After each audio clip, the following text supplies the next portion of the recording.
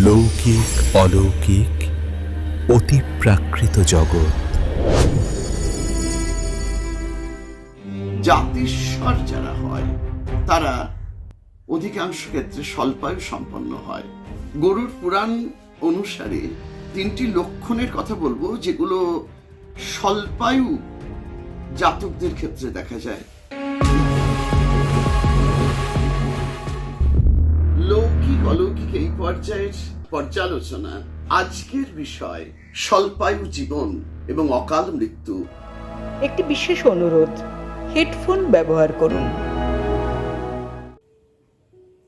নমস্কার, বাকশ্রুতি ইউটিউব চ্যানেলের লৌকিক অলৌকিক এই যে পর্যালোচনা পর্ব আপনারা শুনছেন প্রতি মাসের দ্বিতীয়, চতুর্থ এবং পঞ্চম শনিবার, সেই অনুষ্ঠানে আজকের বক্তব্য বিষয়, আজকের আলোচ্য বিষয় অকাল মৃত্যু।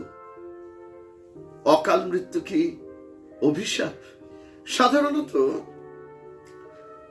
যখন কেউ খুব কম বয়সে, অল্প বয়সে এই পৃথিবী থেকে চলে যায়, তার বাবা মার কোল থেকে চলে যায়, তখন সেই ঘটনাকে এক নিদারুণ অভিশাপ বলে মনে করা হয়।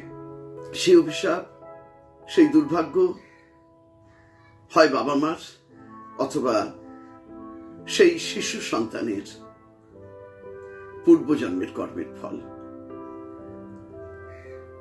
অনেক ক্ষেত্রে হয়তো এই ভাবনা সত্যি, কিন্তু তার পাশাপাশি এমন অনেক ঘটনা থেকে যায় আমাদের চারপাশে, যা থেকে আর এক সত্য উন্মোচিত হয়। শুধু অভিজ্ঞতা নয়, মূলত আমার প্রতিটি আলোচনার ক্ষেত্রেই গরুর পুরাণের বিভিন্ন তত্ত্ব আমাকে অনুপ্রাণিত করেছে এবং আমার আলোচনাকে সমৃদ্ধ করেছে।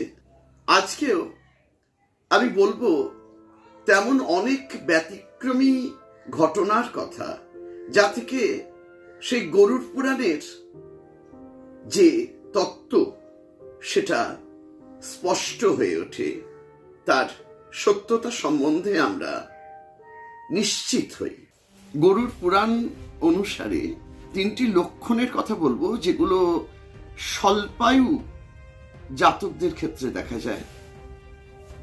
লক্ষণ 1, তারা কিছুটা দুর্বল দেহ নিয়ে জন্মায়। সর্বক্ষেত্রে প্রযোজ্য নয়, কিন্তু অনেক ক্ষেত্রে হয়। আর এটা তো একই সঙ্গে সেই অলৌকিকতার সঙ্গে স্বাভাবিকভাবে জৈবিক তত্ত্বেরও মিল, মানে জীবনের শক্তি কম থাকে তাদের।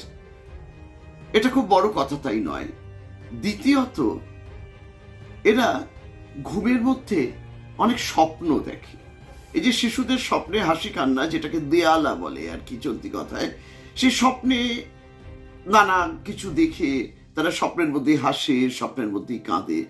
আরেকটা বিষয়, জাতিস্বর যারা হয় তারা অধিকাংশ ক্ষেত্রে স্বল্পায়ু সম্পন্ন হয়, বা প্রকারান্তরে বলা যায় স্বল্পায়ু সম্পন্ন মানুষদের মধ্যে কেউ কেউ জাতিস্বর হয়।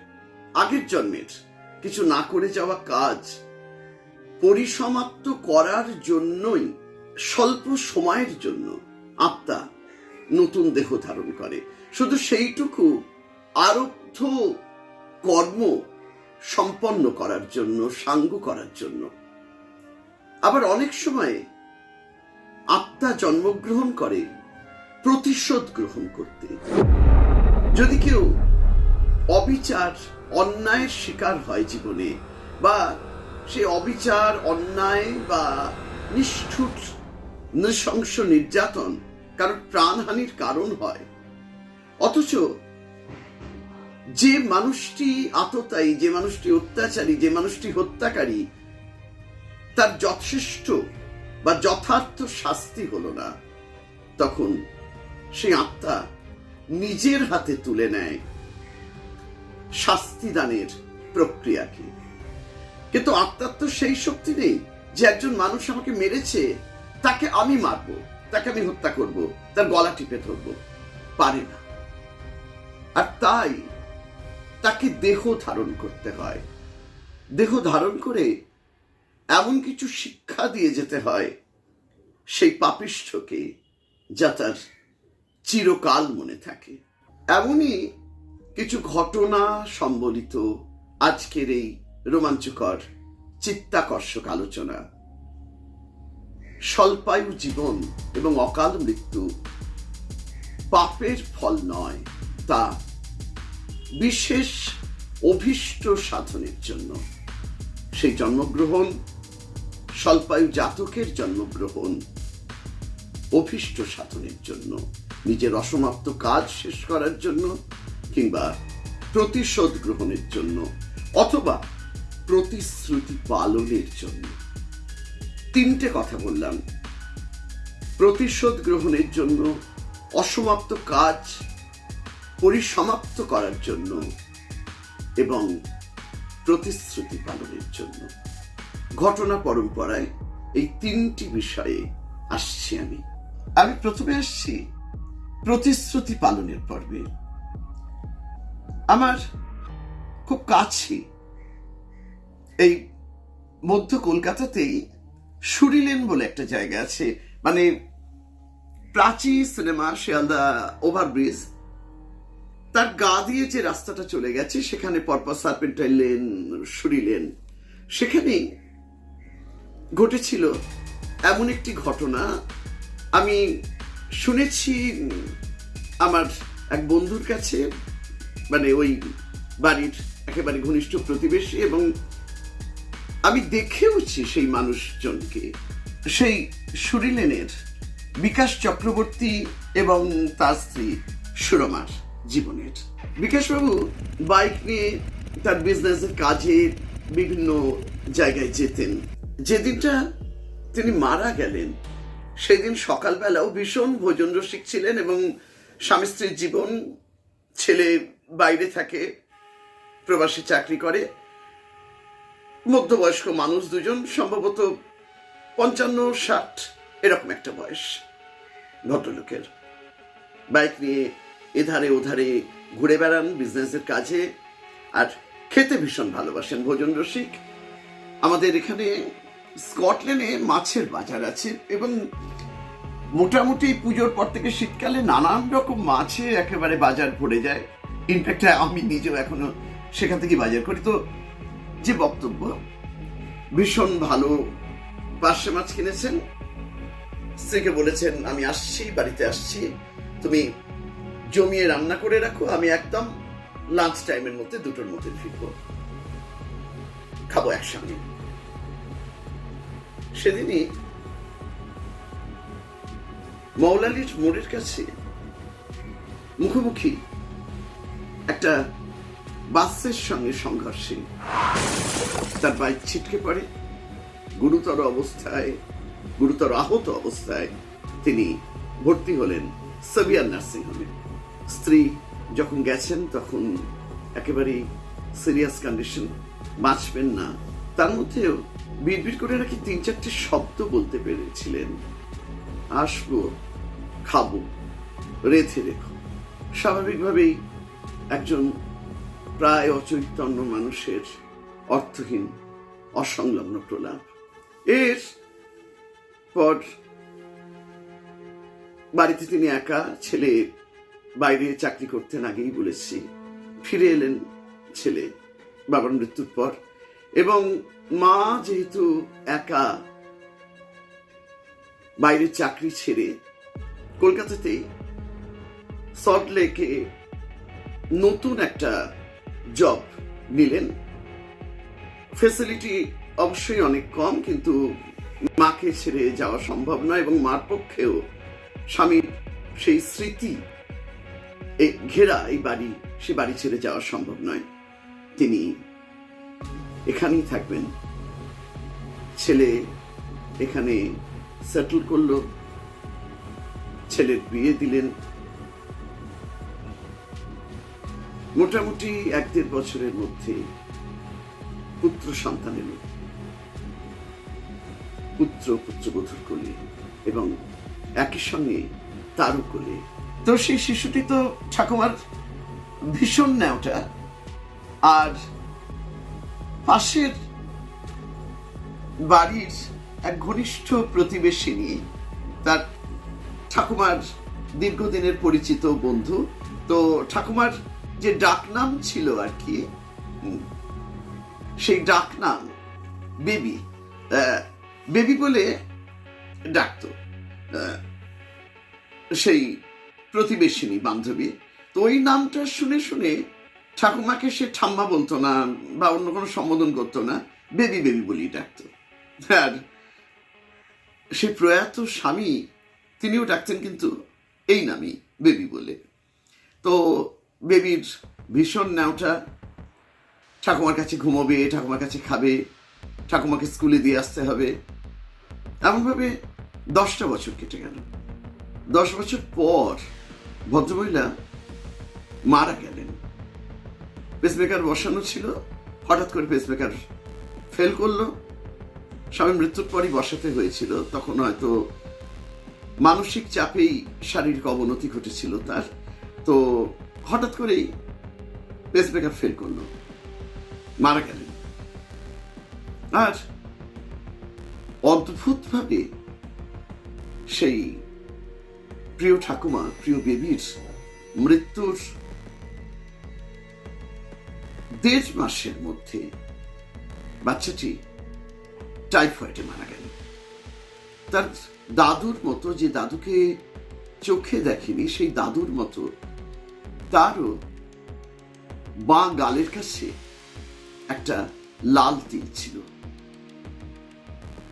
এই ন্যাওটা হওয়া, বেবি বলে ডাকা, এবং ওই যে প্রতিশ্রুতি দিয়েছিল আসবো খাবো, ঠাকুমার হাতে ছাড়া খেত না। আর পার্শে মাছ ছোট্ট বাচ্চাটিরও ভীষণ প্রিয় ছিল। ঠাকুমা যখন চলে গেলেন, তার সেই বেবি যখন চলে গেল, প্রতিশ্রুতি পালনও সম্পূর্ণ হলো। আর এই ইহ জগতে থাকার প্রয়োজনীয়তা থাকলো না নবজাতকের। প্রতিশ্রুতি সাঙ্গ করে তার আত্মার আত্মীয়ার সঙ্গে সেও পরলোকগামী হলো। কি বলবেন এই ঘটনাকে? এটা কি শুধুই সমাপতন, শুধুই কোইন্সিডেন্স, নাকি এর নেপথ্যে রয়েছে সেই তত্ত্ব? প্রতিশ্রুতি পালনের জন্য স্বল্প জীবনের পরিসর নিয়ে জন্মগ্রহণ করে নবজাতক। কি মনে হয় আপনারাই বলুন। একটা দলিল মিসিং এর ঘটনা নিয়ে এবারের যে গল্প, এটা আমার স্বচক্ষে দেখা নয়, কিন্তু আমার শোনা ঘটনা। একটা বাড়িতে দলিলের ভীষণ প্রয়োজন, সেই বাড়িটা বিক্রি করতে হবে, ভেঙে পড়ছে, প্রমোটার নেবে এবং সেখানে নতুন বিল্ডিং হবে। কিন্তু বাড়ির যে মূল দলিল, গৃহস্বামী অর্থাৎ সেই ছেলেটির বাবা যখন মারা যান, তিনি বলে যেতে পারেননি দলিলটা কোথায় আছে। খুব আতান্তরে পড়েছে পরিবার। এরই মধ্যে তার স্ত্রী বেশ মধ্য বয়সেই তার দ্বিতীয় সন্তানের জন্ম দিলেন। ওই ক্রাইসিস কিন্তু চলছে কয়েক বছর ধরে, এদিক ওদিক মেরামত করে বাড়িটাকে কোনো রকমে বাঁচিয়ে রাখা হয়েছে। বাচ্চাটা 1.5-2 বছর বয়স যখন হামাগুড়ি দিতে শিখেছে। তো একদিন, পুরোনো দিনের বাড়িতে হয় খাট বেশ কিছুটা উঁচুতে থাকে, একটা কোনো টুল দিয়ে বা সিমেন্টের একটা ছোট্ট বেদি বানিয়ে খাটটাকে উঁচু করা হয় এবং সেই তার নিচে অনেক জিনিসপত্রও থাকে। এরকম একটা, মানে সেই বাড়ির আসবাবপত্র বেশ পুরনো দিনের। বর্ধিষ্ণু পরিবার ছিলেন, বিরাট বড় বাড়ি, কিন্তু পরবর্তীকালে সংরক্ষণের অভাবে ভেঙে ভেঙে পড়ছিল। তো বাচ্চাটি হামাগুড়ি দিয়ে গালে, মুখে, মাথায় ঝুল মেখে একটা ছোট্ট হাত বাক্স বলে, কাঠের, সেগুন কাঠের, তো সেগুন কাঠের বাক্সটা নিয়ে বেরিয়ে এলো। তো ওটা কোথায় ছিল? অবাক বাবা মা। সে বাচ্চাটা খিলখিল করে হাসছে আর বাক্সটা খুলতে চাইছে। ভীষণ বহুদিনের ব্যবহারে মুখে মরচে ধরেছে। খোলা হলো, সেই হাত বাক্সের মধ্যে দলিল। তার 6 মাস পরে মারা গেল বাচ্চাটি। পক্স হয়েছিল, সেটা ভীষণভাবে বেড়ে সেই ক্ষতস্থানে পুঁজ হয়ে সেপটিক হয়ে মারা গেল বাচ্চাটি। কিন্তু দলিলটা পাওয়া গেল, পরিবারের সেই প্রয়োজনীয়তা পূরণ হলো। এখানেও সেই প্রশ্ন থেকে যায়, তাহলে কি সেই অতি গুরুত্বপূর্ণ অসমাপ্ত কর্ম, যেটা করে যাওয়ার ভীষণ প্রয়োজন পরিবারের প্রিয় মানুষজনের স্বার্থে, সেটা সম্পন্ন করতেই কি স্বল্প সময়ের জন্য আত্মাকে দেহ ধারণ করে আপন পরিবারের বৃত্তের মধ্যে ফিরে আসতে হয়েছিল? এই যে ঘটনাটার কথা বললাম, এমনই আর একটা ঘটনার কথা বলবো। আমার মাস্টারমশাই, আমার বিষয় বাংলা, মিত্র ইনস্টিটিউশনে পড়েছি, বাঁশরী বাবু মাস্টারমশাই আমাদের, তার মুখে শোনা একটা ঘটনা, যা কিনা আজকের এই আলোচনা স্বল্পায়ু জীবন অভিশাপ নাকি কোনো প্রয়োজনীয়তা সাধনের জন্য মানে গ্রহণ করা হয়, তারই পরিপ্রেক্ষিতে আর একটা গল্প বলছি। এবারে আমি আজকের শেষ ঘটনায় আসবো। আমি বলেছিলাম 3টে বিষয়: অসমাপ্ত কর্ম সম্পন্ন করার জন্য, প্রতিশ্রুতি পালনের জন্য, 3 নম্বর প্রতিশোধ গ্রহণের জন্য। সেই প্রতিশোধ গ্রহণের গল্প এবার আমি বলবো। আমাদের দেশ বাড়ি জয়নগরে, তো ওই দক্ষিণ 24 পরগনার এই বহরু, জয়নগর, মথুরাপুর, এই সমস্ত অঞ্চলে যাদের বসবাস, এরকম কিছু বর্ধিষ্ণু পরিবারের মানুষজনের জমি থাকতো সুন্দরবন এলাকায়, সুন্দরবন সংলগ্ন এলাকায়। ছোটবেলা থেকে শুনেছি লাটের জমি, লাটের জমি। ঠাকুমা বলতেন এই লাটের জমির ধান রে, ডেকিচাটা চালের। সেই লাটের জমি সংক্রান্ত একটা ঘটনা কথা এখানে বলবো। 2 ভাইয়ের মধ্যে শরিকি বিবাদে একজন আরেকজনকে খুন করেছিল, আর খুন করার পরে পুড়িয়ে মেরেছিল সেই ভাইকে। গ্রামের দিকের ঘটনা, অনেক সময় নানা কারণে ধামাচাপা পড়ে যায়। অনেক টাকা দিয়ে বলা যায় সেই প্রশাসনকে প্রায় কিনে নেওয়া হয়েছিল, যথার্থ বিচার হয়নি, এবং সেই অপরাধী বেকসুর খালাস পেয়ে যায়। বয়স তখন হয়তো 30-32। ঠাকুমার কাছে শুনেছি এই ঘটনার কথা, আর সেই হত্যাকারী মানুষটাকে আমি নিজের চোখে দেখেছি। তারপর তার এক ছেলে জন্মালো। বাবার ভীষণ প্রিয় একমাত্র সন্তান, নয়নের মণি। সেই বাচ্চাটার জন্মলগ্ন থেকে গায়ের বেশ কিছু জায়গায় একটা কালো কালো দাগ, ঠিক পোড়া দাগের মতন। পোড়া কোনো অংশ শরীরের যদি থাকে, সব তেমন। তাকে ডাক্তারের কাছে নিয়ে যাওয়া হলো, স্কিন স্পেশালিস্টের কাছে। অনেক অর্থ কলকাতায় নিয়ে এসে দেখালো, কিন্তু কোনোভাবে, কোনো ওষুধে, কোনো অয়েন্টমেন্টে সেই দাগ তার কমলো না। আর মাঝে মাঝে বলতো জ্বালা করছে, কমলো না। ভীষণভাবে বাবা মার প্রিয় সেই বাচ্চাটি এরপর যখন 13-14 বছর তার বয়স, স্কুল ফাইনাল পরীক্ষা দেবে, তখন স্কুল ফাইনাল ছিল, মাধ্যমিক ছিল না, মারা গেল। হঠাৎ করেই 2 দিনের জ্বরে মারা গেল বাচ্চাটি। আর সেই শোকে বিধ্বস্ত হয়ে ওই বংশী, মানে যার কথা বলছি, যাকে আমি দেখেছি, কেমন পাগল হয়ে গেল। আমি ছোটবেলায় জয়নগরে ধন্বন্তরীর বেশে যেতাম প্রতি বছর। যারা ওই অঞ্চলের মানুষজন আমাদের অনুষ্ঠান শুনছেন তারা জানবেন। তো ঘুরে বেড়াতো রাস্তায়, সবাই বংশী পাগলা বংশী পাগলা বলতো। এক মাথা সেই ধুলো মাখা জট পাখানো চুল, ছেঁড়া জামা, ঘুরে বেড়াচ্ছে রাস্তায়। আর দুটো কথা বলতো, পাপের ফল, পাপের ফল। এখানেও সে একই প্রশ্ন এসে যায়। ওই পোড়া দাগ পুড়িয়ে মেরেছিল নিজের ভাইকে, সেই কি তবে সন্তান হিসেবে জন্মগ্রহণ করে শাস্তি দিতে এলো? বিচার হয়নি, কিন্তু বিধাতার এজলাসে বিচার হলো। সেই মানুষটা তার সমস্ত স্মৃতিশক্তি হারিয়ে জাগতিক সমস্ত সুখ থেকে বঞ্চিত হয়ে পাগল হয়ে গেল। Crime does not pay. আর সেই পাপের শাস্তিতে এলো স্বল্পায়ু সম্পন্ন জাতক তার সেই মৃত ভাই সন্তান হয়ে। কি বলবেন একে? এমন আরো নানা ঘটনা আছে, জেনেছি নানাভাবে, সংগ্রহ করেছি সংগ্রহের নেশায়, যেহেতু এই বিষয় নিয়ে কাজ করছি, এই বিষয় নিয়ে পড়াশোনা করেছি।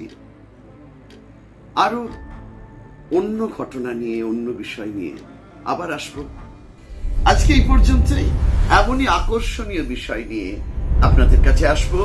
দ্বিতীয়, চতুর্থ, পঞ্চম এই 3টে শনিবার আপনারা শুনবেন লৌকিক অলৌকিকে এমন অতি প্রাকৃত বিষয় নিয়ে চিত্তাকর্ষক ঘটনা বহুল পর্যালোচনা। ভালো থাকবেন। আজকের এই অভিজ্ঞতা সম্পর্কে আপনার মতামত নিচে কমেন্টে জানান। আর এই ধরনের অলৌকিক অভিজ্ঞতার সাক্ষী হতে সাবস্ক্রাইব করে সঙ্গে থাকুন বাকশ্রুতির। প্রতি মাসের প্রথম ও তৃতীয় শনিবার শনিবারের শিহরণে প্রচারিত হয় স্যাটারডেজ থ্রিল, যেখানে থাকছে নতুন শিহরণ জাগানো নাটক। সঙ্গে থাকুন পরের দিন। আবার আসবো আপনাদের কাছে এমনই কোনো একটি রোমাঞ্চকর, চিত্তাকর্ষক, অলৌকিক বিষয় নিয়ে। ভালো থাকবেন। নমস্কার।